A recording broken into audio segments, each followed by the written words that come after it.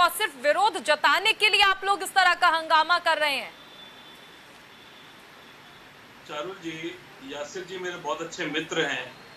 और मैं ये बोलना चाहूंगा सबसे पहले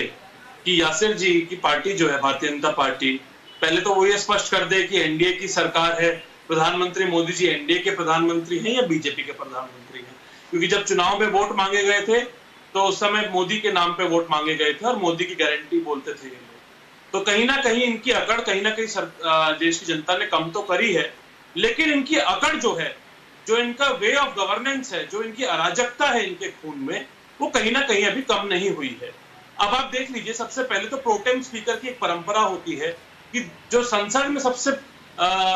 अनुभवी सांसद होते हैं, जो सबसे ज्यादा बार चुन के आए होते हैं, उनको बनाना होता है प्रोटेम स्पीकर। और ये परंपरा है, ये कोई लिखा हुआ रूल नहीं है और ये कोई लिखी कोई किताब में कहीं नहीं लिखा हुआ, लेकिन एक परंपरा है।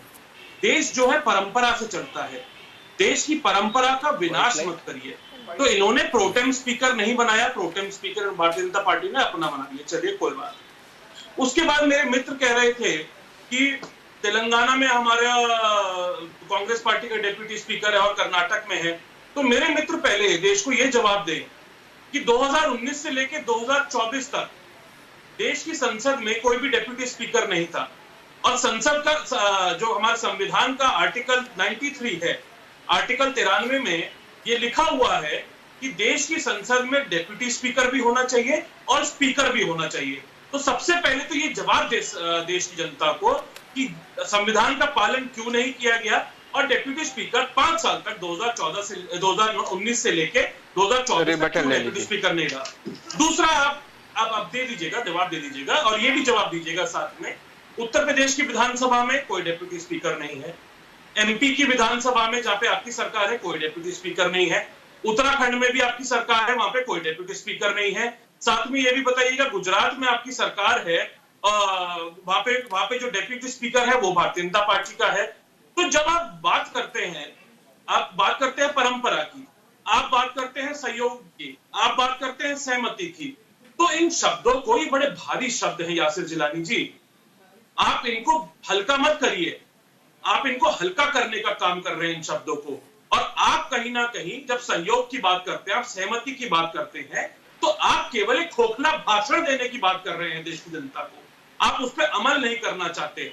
आप अपने चरित्र में उसको मिलाना ही नहीं चाहते उन सब चीजों को।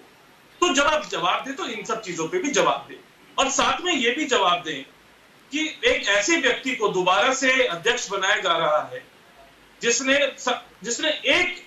एक ही सेशन में पार्लियामेंट के 100 से ज्यादा सांसदों को, विपक्षी सांसदों को निलंबित करने का काम किया।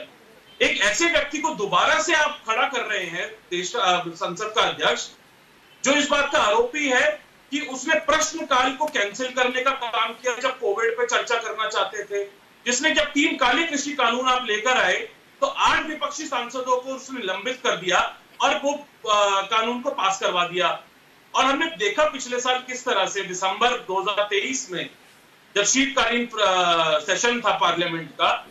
तब आईपीसी का कानून पास करवाने के लिए लगभग 78 सांसदों को लोकसभा से निलंबित करने का काम किया। तो इस बात